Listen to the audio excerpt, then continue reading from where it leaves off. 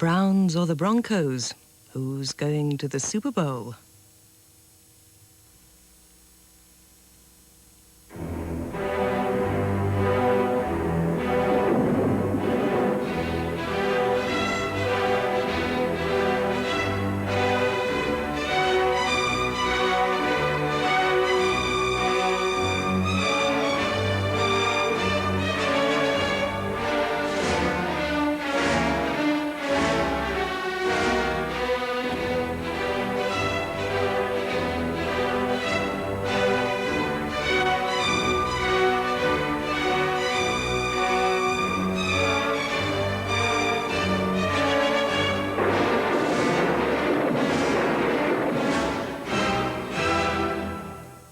Good evening and welcome to our coverage of the AFC Championship game between the Cleveland Browns and the Denver Broncos. For the winners, a place in Super Bowl 21. Now, the Browns were the AFC Central Division champions with a record of 12-4. They then won that amazing divisional game against the New York Jets in double overtime last weekend. With home field advantage, they're the three-point favourites to win tonight. Now, the Broncos were AFC West champions. Their record was 11-5.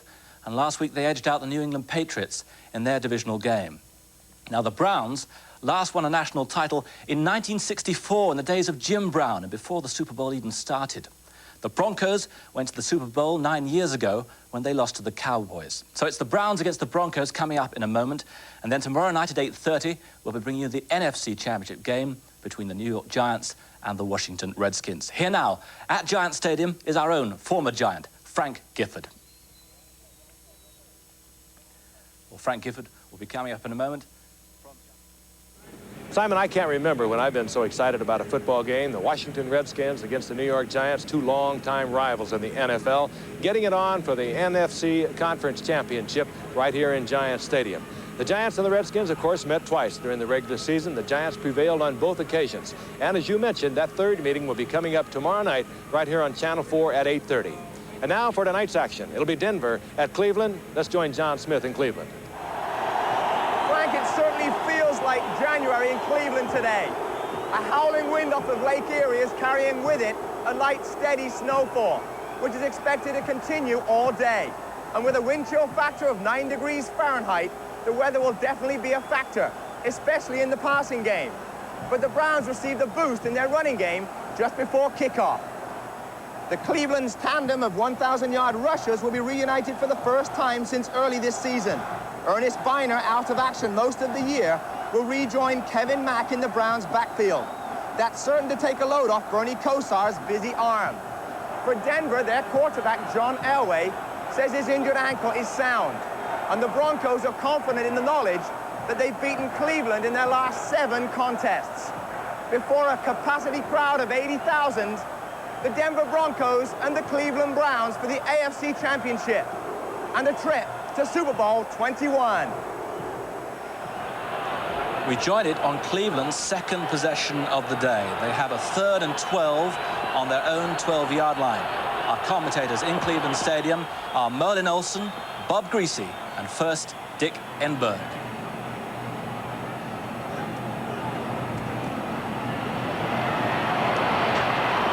Complete. Reggie Langhorne, number 88. And it's going to be a first down for Cleveland, the first of the game.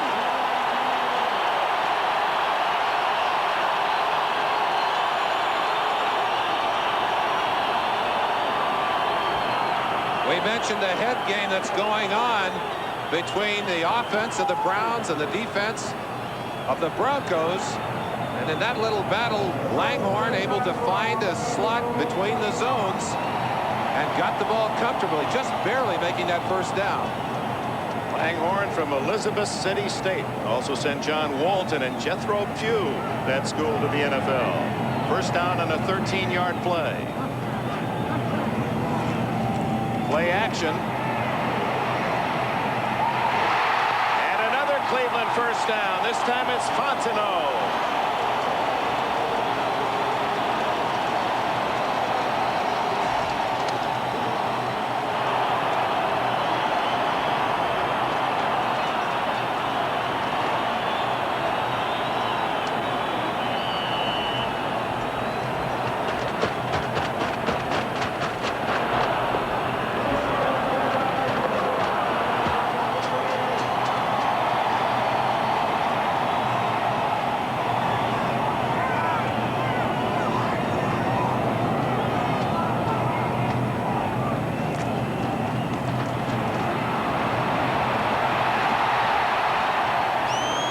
Kevin Mack hit by Tony Lilly, number 22, after a gain of nearly 5. If you talk to defensive coordinators around the league who've had to work against this Browns team, they'll tell you the one thing that really is different about them is that they will very often give you the same plays on 1st and 2nd down that other teams would run on 3rd down and long yardage. They may be in there with 3 or 4 wide receivers. They've got 3 in there right now on a 2nd and mid-range down, what should be a normal down.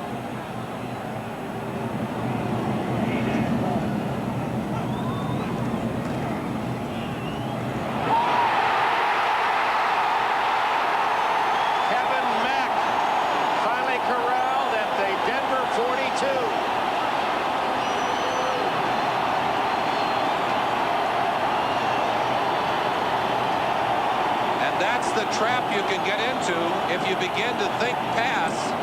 They'll come right back out of a passing formation, give the ball to a Kevin Mack, and he's into the secondary before you can get a hand on him. Number 22, Tony Lilly. 20, Louis right there, but that's a big gain.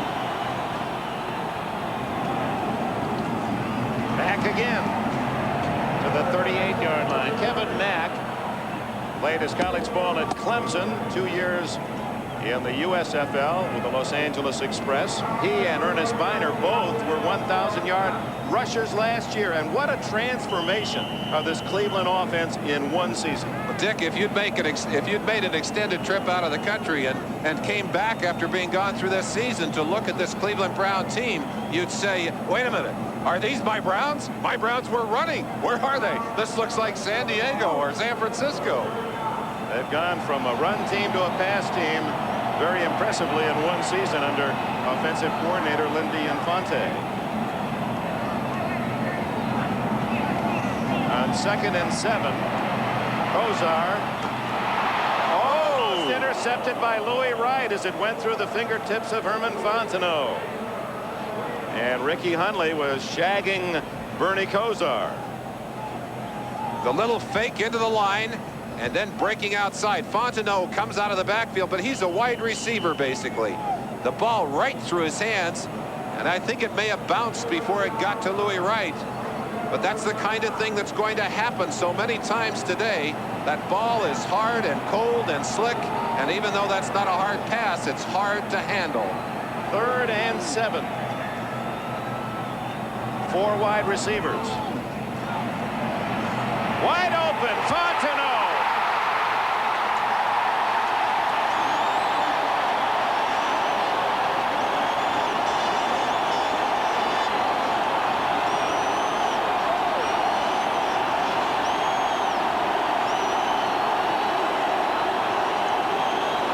Kozar looking left, looking right, making the right choice.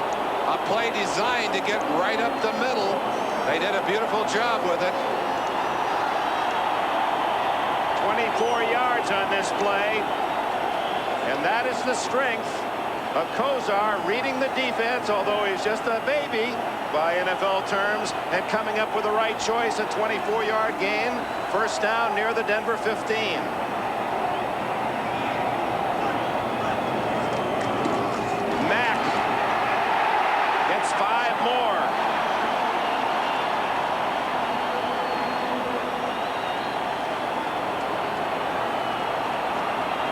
Cleveland Stadium not sold out for every game this year, unlike Denver, where they've sold out 17 straight seasons. In fact, Art Modell was a little down on the town, he said. These fans have come out of the woodwork, though, for this weekend. The dog pound losing some of the biscuits.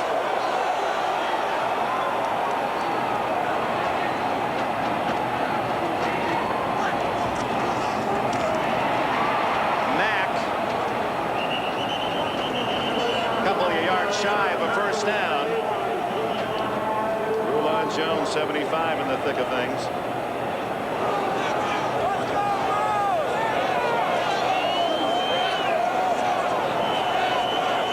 One of the things that this running attack is going to do, and that's Linda Infante said we must run the football better this week than we did last week.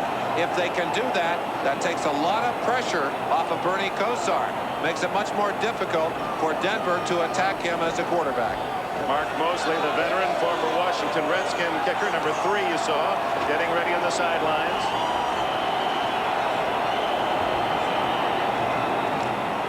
Brian Brennan is short of the first down, and a flag is down. And Tony Lilly is the man arguing with the official. This Cleveland offense uses a lot of patterns that, if they're not pick patterns, would look like pick patterns. And I'm sure that that's what Lilly was screaming about. But they're going to be called for a holding penalty, and Lilly is angry.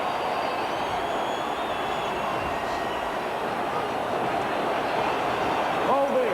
Defense. Number 20. Half the distance to the goal. First down. It's first and goal at the 4-yard line.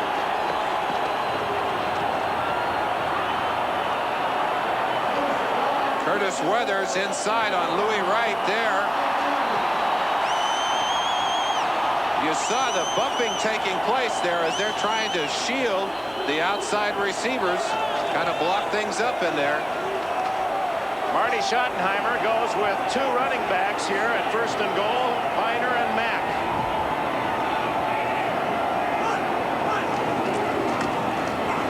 Wide open, Ozzie Newsome.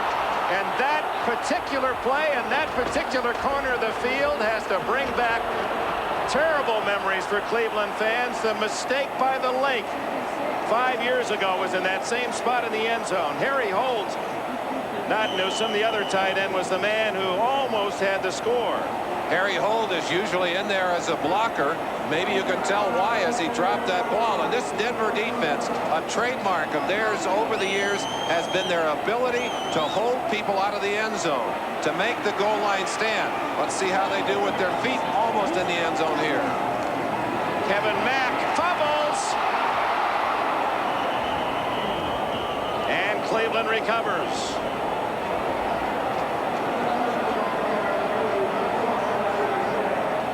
Travis Tucker, 87, apparently was the man who picked up the loose ball. It'll be a 2-yard loss. Looked like he had the football comfortably, and when he was trying to put it away, no, there's a shoulder right there. Louis Wright, number 20, putting the shoulder in, and 5 Broncos there. None of them got the ball, unfortunately, or they could have had the turnover and taken it back the opposite direction. Third and goal. 3 wide receivers to the left, 1 to the right. Now Brennan will balance it. Fontenot. Touchdown.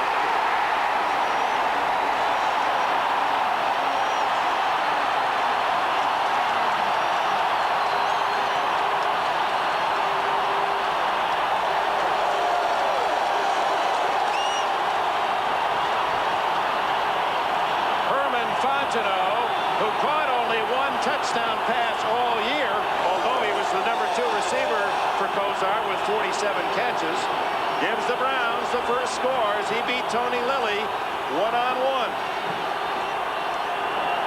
Linda Infante's scheme is to get the good isolation, to get the matchup. He got the one-on-one, Fontenot on Tony Lilly, and Lilly was there but missed the tackle. Jeff Gossett to hold for Mosley, who just does get that one through. Just a little swing out of the backfield. Again, Fontenot is there as a receiver. Now watch Lilly. He comes up and gets good position, but he misses the tackle.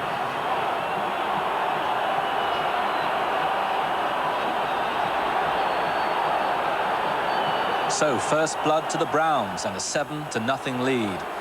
Before the end of the first quarter, Bernie Kosar was intercepted by Denver linebacker Ricky Hunley, but the Broncos were unable to make anything of their possession. And at the end of the first quarter of the AFC Championship game, Cleveland led Denver by 7-0.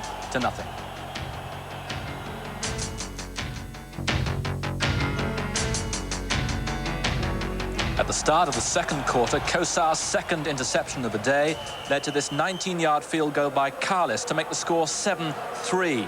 Now it's Cleveland's next possession, 1st and 10 at their own 38. Cleveland at the 37.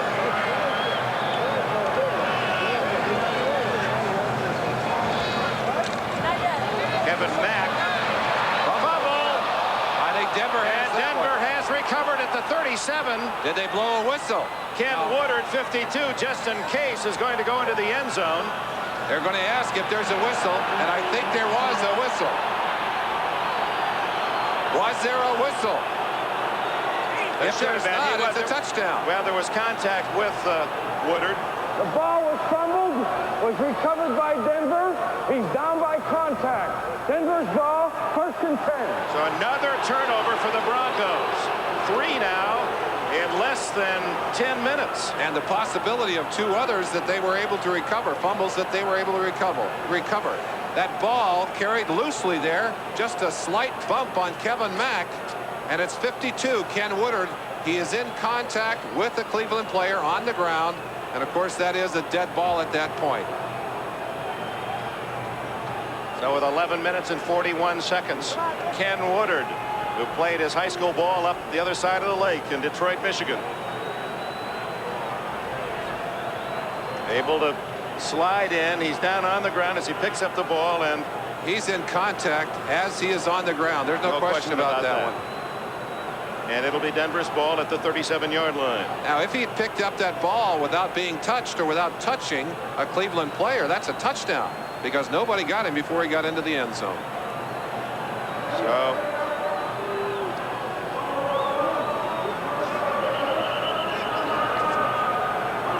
instant replay confirming the call.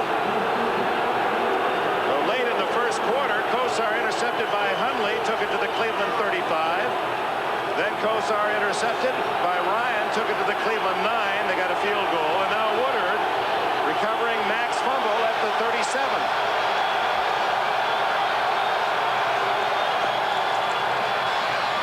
Fake reverse. Elway on that bad ankle. Elway all the way to the 4-yard line. And had he been 100%, that had been a touchdown. All the coverage was deep and away from the left side of the field. And there's the mobility of Elway paying off for Denver, 33 yards. I asked Marty Schottenheimer what concerned him most about this game. He said the fact that Elway can take a nothing play and turn it into a big play. So Gerald Wilhite, coached by Elway on the run, throw a block, and Elway really struggling with that ankle, ducking out of bounds at the 4. He has it heavily taped, Dick, and that might be one of the problems. Taped on the outside of the shoe as well as on the ankle itself.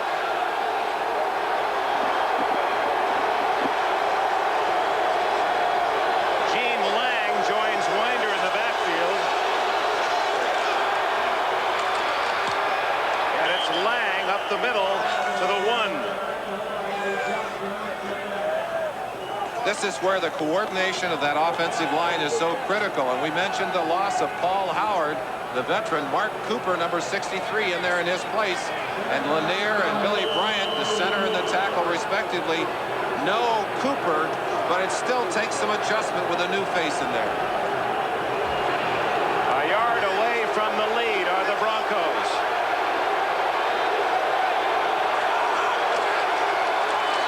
Winder over the top. Did not get in. Dick, I'll say it again. The Broncos have yet to be able to establish the fact that they can run the football. Cleveland has done it earlier in the game. Their mistakes have been their problem, but the Broncos have yet to establish the running game. All right, let's guess now with Dan Reeves, both of you gentlemen. On 3rd and 2, he sent Sewell on a sweep. Didn't work. He's got 3rd and goal at the 1.5. What happens now?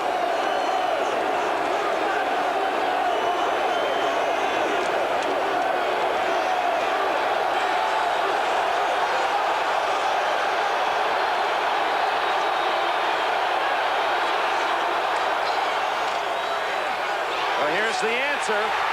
Wide open. open is Sewell, but he can't get to it. Elway hit by Clay Matthews.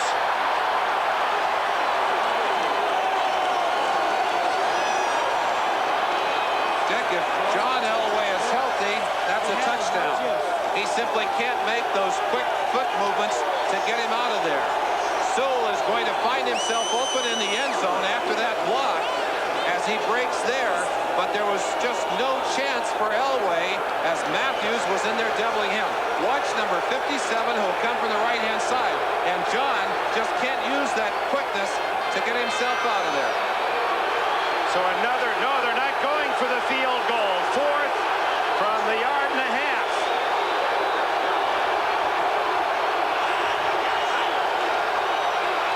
Gerald Wilhite, touchdown. Wilhite, a gymnast of sorts, able to struggle with a header and get in the end zone. And they caught the Browns. I'm not sure they had 11 men on the field. Brad Van Pelt, number 50, ran off just before the snap, just barely got off the field. Here comes Wilhite over the top of 37 Rockins, and just barely forcing that ball across the line to get himself into the end zone. The gamble pays off for Dan Reeves and the Broncos.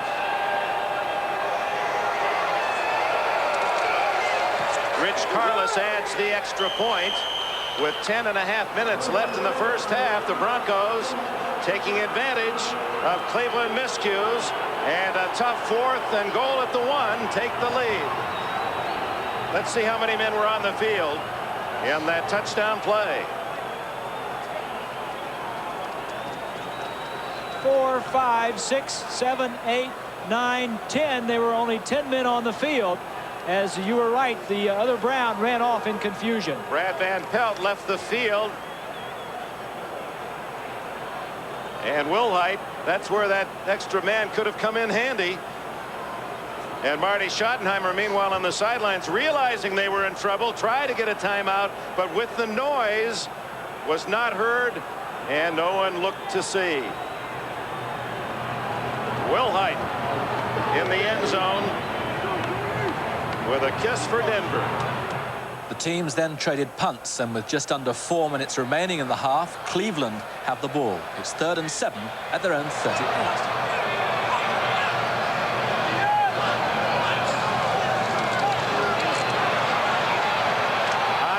To Weathers.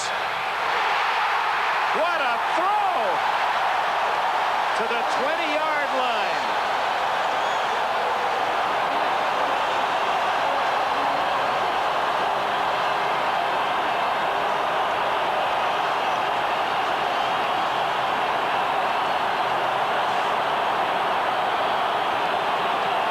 After throwing what appeared to be a couple of bad passes earlier, it's Weathers getting the bump from 49, Dennis Smith.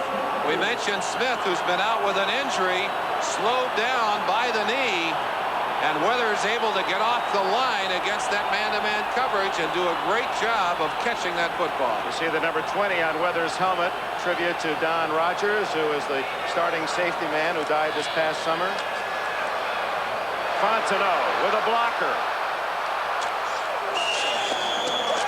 5 yards, a play that seemed to be in slow motion. But what a throw by Kozar to Weathers. He just lofted that ball with all the moves you saw Weathers make, and yet when he turned to look, the ball was right there at full speed for him to catch. They had a scare earlier this week. Weathers had partially dislocated his shoulder, and there was concern that he might not be able to play today. Well, he is here, and he just made a very big play for the Browns. They're in field goal range. 2nd and 5.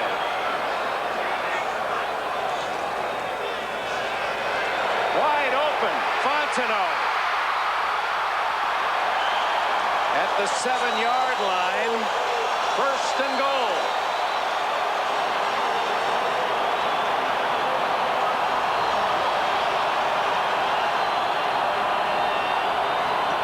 Again, they go to the outside to Fontenot. But watch Dennis Smith, 49, close ground from the inside.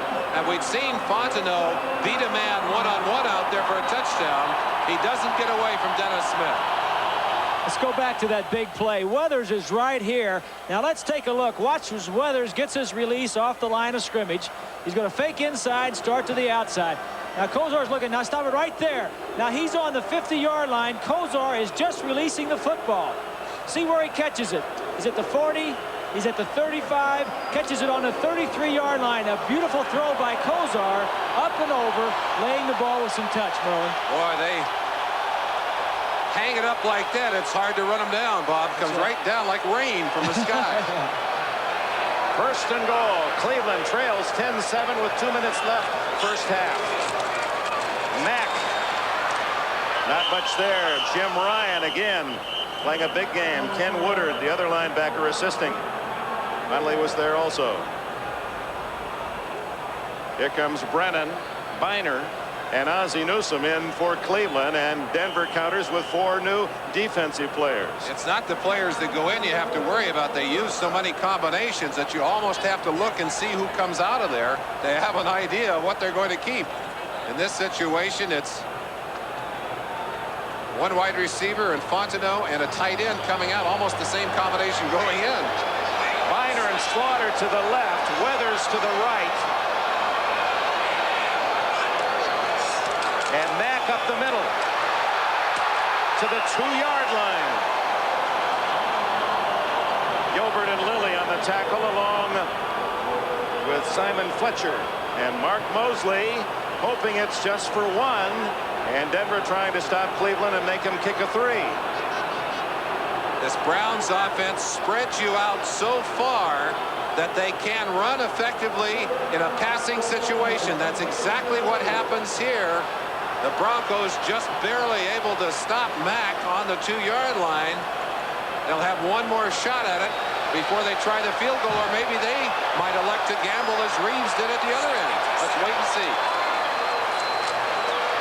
Kozar had to throw it away, and a flag goes with it.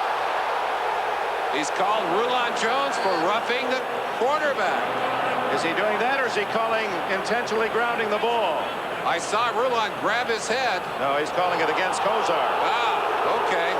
Rulon thought he'd been called for roughing the quarterback. The official has the option. If he just believes that ball is thrown to kill it, to kill the down, then he's going to throw the flag. He knew he had no one open and wasn't very clever about disguising that throw. Keep that moving, and let's see. Well, we can see that Rulon Jones did bump into Kozar after the fact, but that not drawing the flag. Here comes Mosley to try to tie it with 25 seconds left in the half. Lost it down on that penalty, so the kicking team on. Mosley, of course, missed a short one in overtime that could have beaten the Jets last week, and then got a second chance and connected. This one will be 29 yards.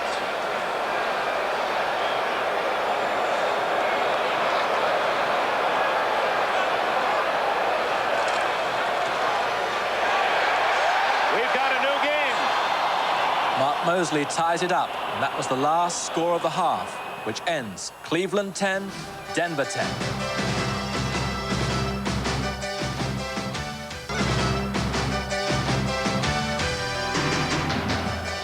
"13 minutes into the third quarter, and Denver regained the lead on Carles's 26-yarder. Denver 13, Cleveland 10. Then, 2 minutes into the fourth quarter, Mark Mosley tied it up again with a 25-yard field goal. 13 all.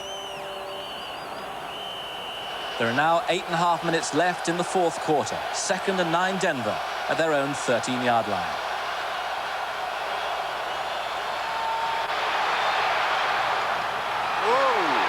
Out of the hands of Steve Watson as Frank Minifield made the play.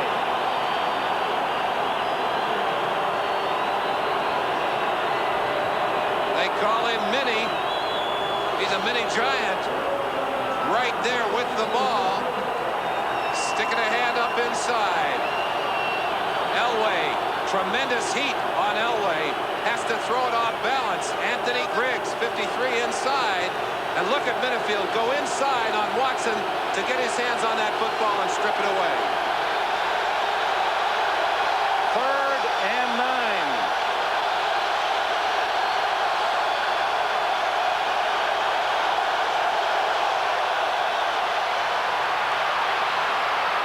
There's a flag down. Oh, and that should be a penalty there against number 22, Felix Wright.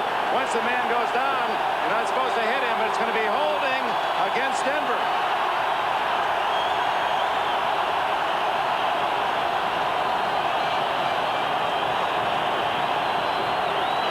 So, against the wind, deep in your own end. The Broncos guilty of the foul, and Cleveland not called for this. Offense, number 64, half the distance to the goal. Well, he tried to avoid him. He Tried to get off of him, but the critical mistake by Billy Bryant, the center, as he tried to make room for the quarterback draw, a play that Denver has used so effectively all year long. And there's Billy Bryant. 3rd and 15.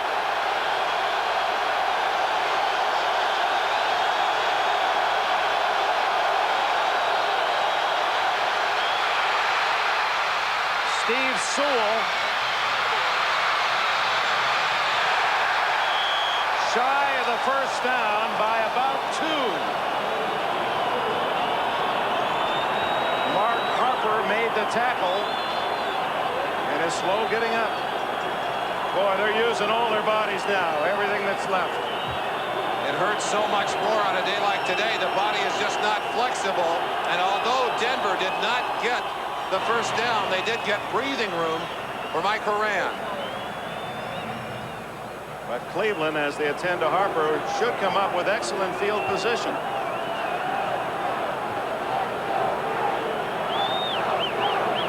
Steve Sewell running hard, and Harper goes in and twists. Looks like he may have twisted himself underneath. And the collision on the tackle with his head first. There you see, right into the body, and then the twist afterwards. He's critical to that defensive plan. He's like a third cornerback that goes in man-to-man, but he looks like he may be all right.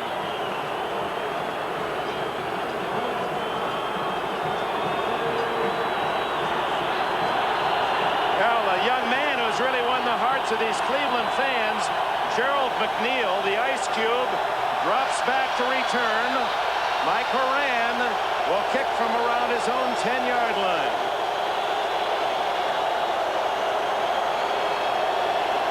Fourth quarter field position, a big plus for the Browns. They'll get another shot at it here if McNeil can bring anything back in the way of a return. McNeil, the only NFL player to return both a punt and a kickoff for a touchdown this year from Baylor University. He's 5'7". Told me yesterday with his clothes on he weighs 142 pounds. If you're a champion of the little guy, boy, this man is out of place. What's he doing in this game at 142? He's a big play man. The intensity in those eyes. I don't know what the delay is for. 7:07 left in the game.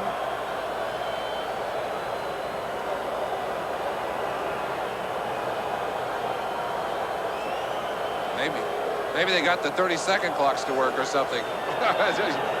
It's been a strange day that way. We've stopped several times during the game.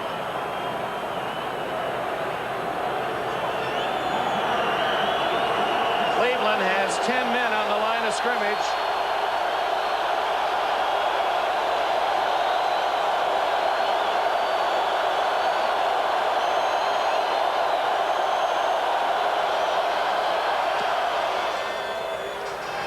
McNeil at the 38, 45, and out of bounds at the 48.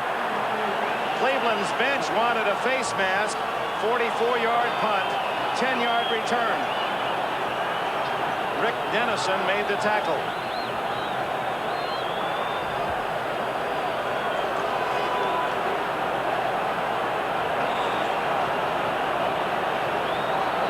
right on the sideline, and you see Rick Dennison, number 55. Hard to tell whether he had the mask or the shoulder, but Bill Cowher, special teams coach, right there on the sideline, angry at the officials. He thought it was a face mask. Cleveland has the ball.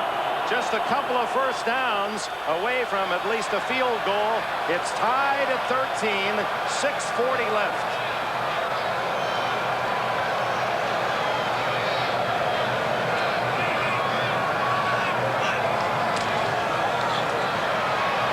Mack, incomplete. That is not a lateral, incomplete pass.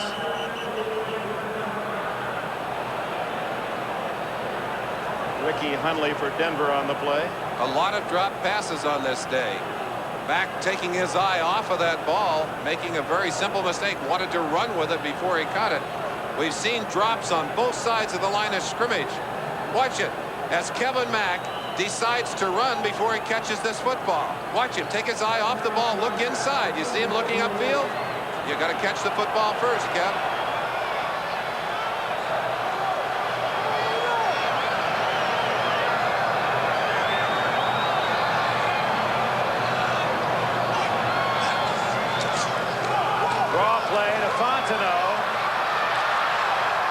To the Denver 48-yard line.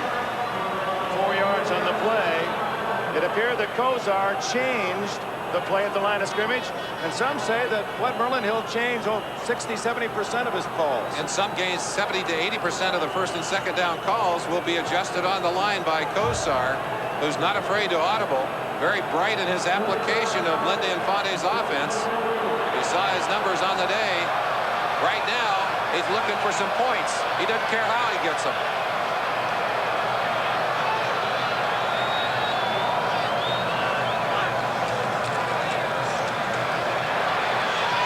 Brian Brennan, he's got it.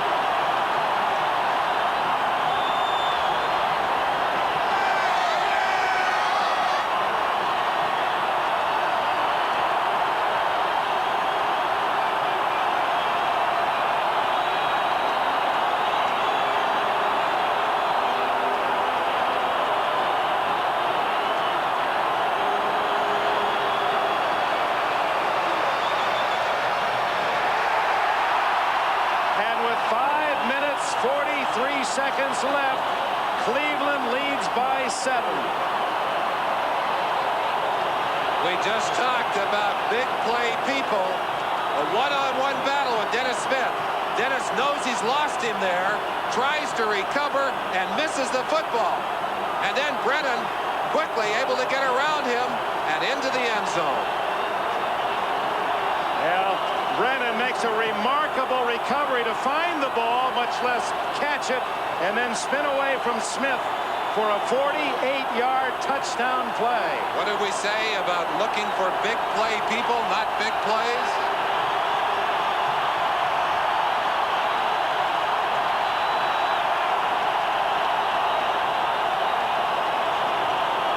He likes to compare himself with Steve Largent. He said, that's my man, Largent of the Seahawks. Well, the man he admires most would have been proud of that play.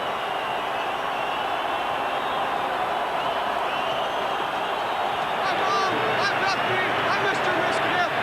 Cleveland Browns. He was a quarterback in high school in the Detroit area,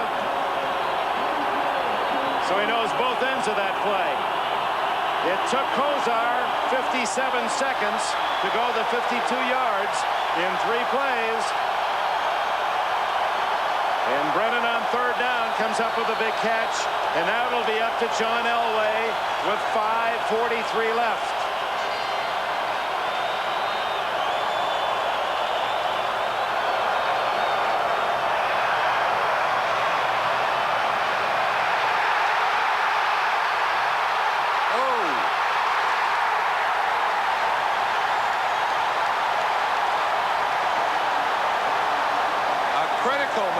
by Gene Lang.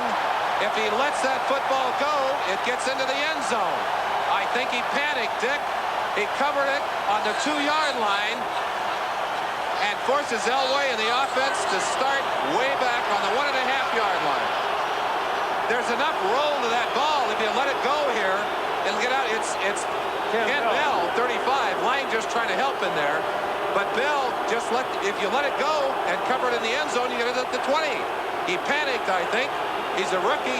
He has not been in this kind of big game before, and he tried to cover it at the 1.5-yard line. Elway to Winder to the 7, a gain of 5. Mark Mosley at 38, the oldest man on the field, but boy, young and hard on that one.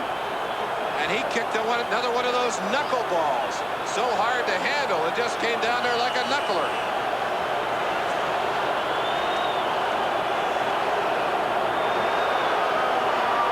Mosley, who kicked his 300th career field goal in Cleveland's final game. One of only 4 to do that. Now it's Elway, 2nd and 5. Winder to the 9, where it will be 3rd and 3. Reggie Camp made the tackle.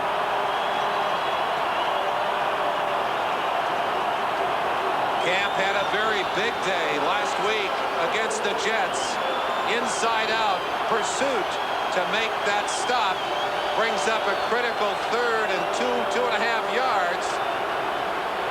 That Cleveland defense getting tough down in the trenches. Denver calls timeout. This game and this play of so much importance that Elway wants to make sure he's on the same track with his head coach. And doggone it, are they happy in Cleveland?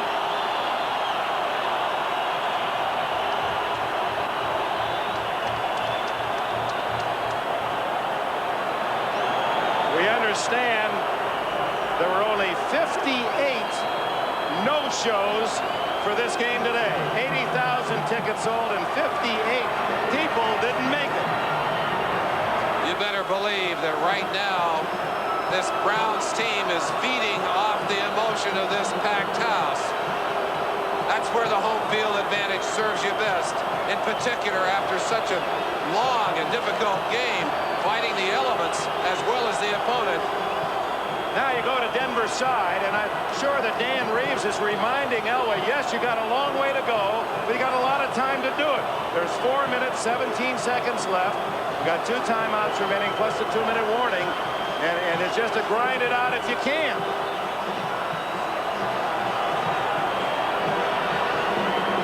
It's a game of such dramatic highs and lows, and Dennis Smith, who has made so many big plays over the course of this season, right now thinking of one play, his coverage on Brian Brennan that allowed that touchdown.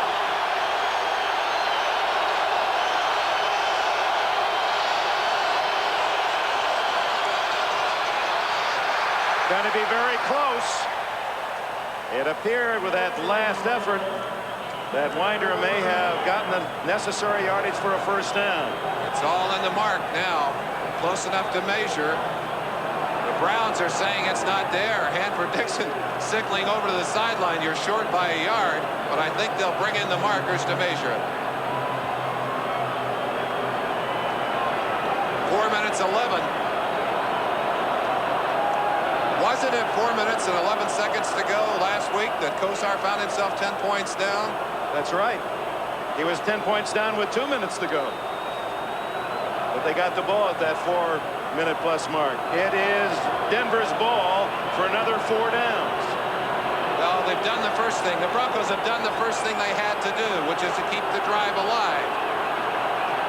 But you're a long ways away from that end zone. They need to get something going here. They need to get control back on the line of scrimmage. They need the kind of running that got them back into that game last week against New England. First down and 88 yards to go.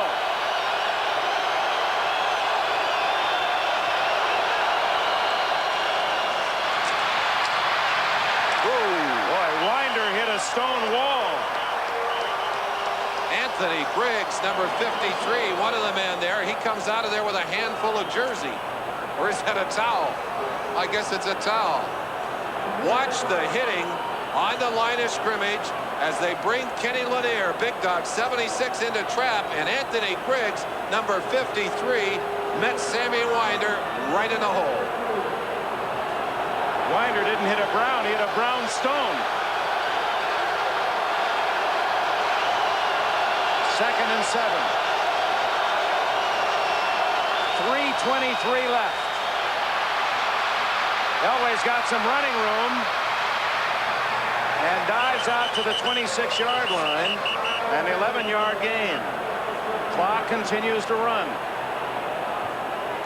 Cleveland 20, Denver 13 on a dramatic 48-yard touchdown pass from Kozar to Brian Brennan. We set it up at the beginning of the day.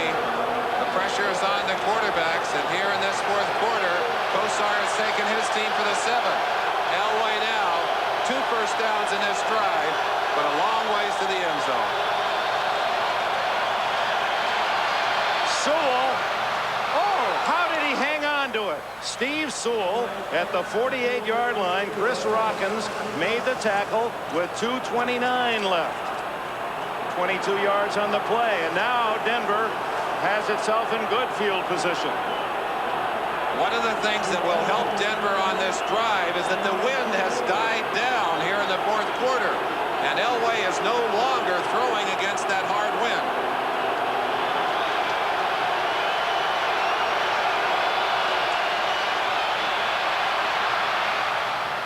It's complete at the 40-yard line to Steve Watson.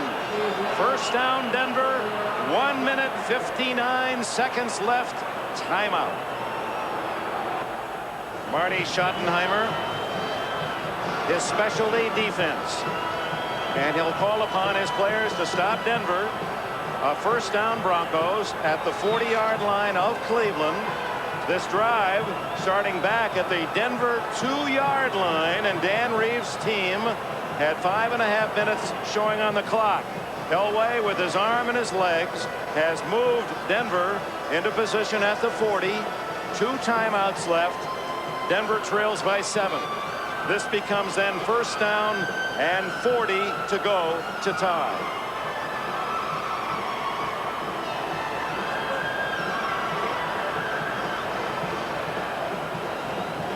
Joe Costanza, our statistician, indicating that 7 plays on this drive, 4 first downs.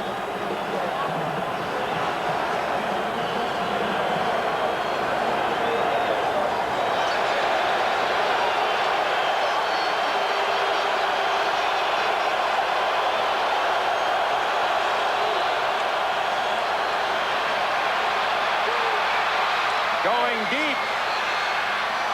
And the closest man was Ray Ellis of the Browns. Vance Johnson was the target.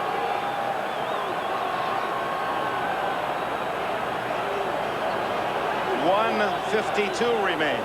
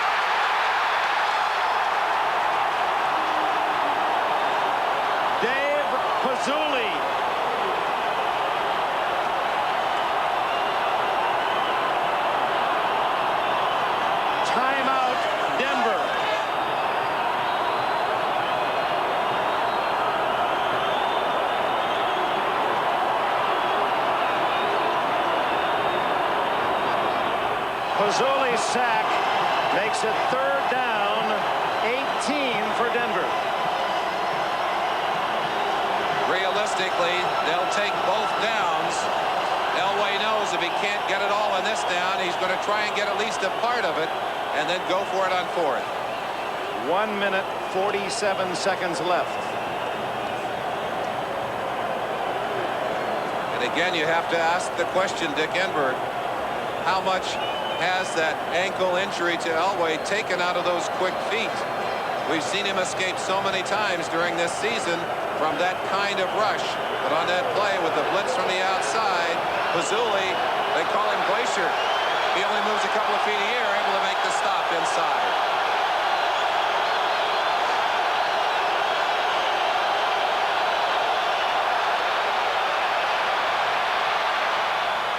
Complete to Clint Sampson, or Mark Jackson it was. Mark Jackson, who had a couple of drops earlier. Jackson has a first down. Clock is running. Dick, Watson in motion that time. The ball was snapped, actually hit Watson. Elway was lucky to get it. That could have been disastrous. They'll just throw this one away so that they'll have time to collect their thoughts. So on 3rd and 18, Elway is able to drill a 25-yard pass to rookie Mark Jackson, and the drive and the hopes of Denver still alive. Maybe we could go back and see that play. So close to disaster as that ball snapped in the shotgun, and Steve Watson, number 81, who'd come in motion. Watch him now as Watson goes across that ball off his hip, and Elway very quickly makes the adjustment and makes the big play downfield. What a critical play.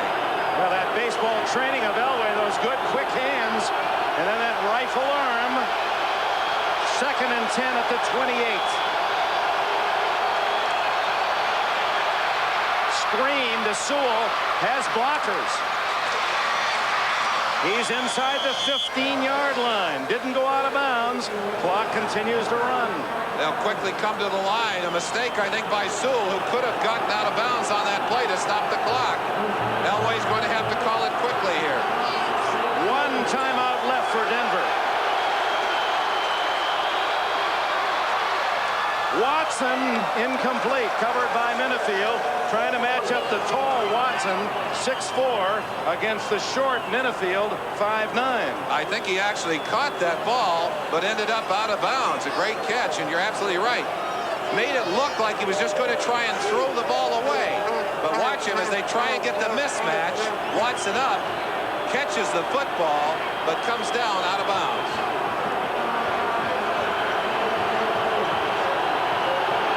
Cleveland 20, Denver 13. Final minute.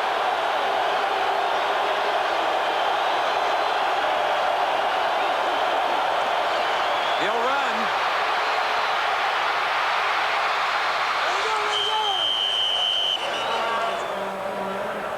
With all the photographers down at that end of the field, difficult to see the yard marker and the spot. But Elway alertly on 2nd down, getting out of bounds with 42 seconds left. Mike Johnson will be on his back as he leaves the field of play. Short of the first down at the 5, 3rd and 1.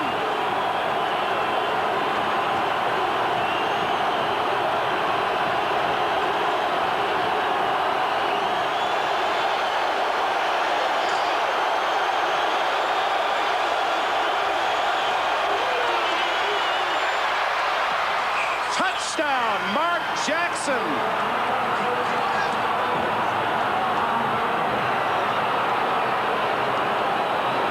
And now the pressure shifts to the bare foot of Rich Karlis to tie. You put that load squarely on the shoulders of the big player in the big play situation.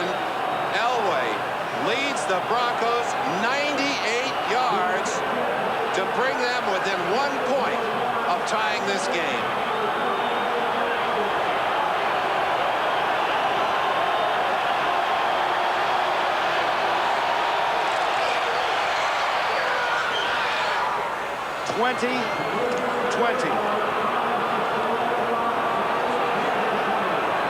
Mark Jackson from Elway, culminating a 98-yard drive in 15 dramatic plays. And flags go down. It took Elway 5 minutes and 6 seconds to complete the drive of the game. 37 seconds remain for Kozar to get his team in field goal range. A chance to watch that climatic play out of the shotgun. Look at the velocity on this ball by Elway. No chance to intercept that one. Low and away. And Vance Johnson goes down, or Jackson goes down. Mark Jackson goes down to pick that one up off the ground. The Broncos have tied it. The game goes to overtime. You'll be back in Cleveland after this break.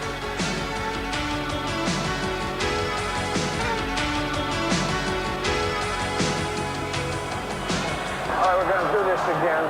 You're going to call it loud and clear in the air, please. Head. He called a head. And it's a tail.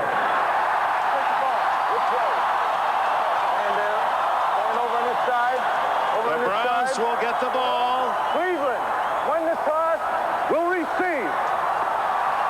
Denver will take the win. And Cleveland with the advantage of getting the ball first. That is a live picture. Look at the traffic in Cleveland, Ohio. 20-20 overtime, and there are a few non-fans. 79,900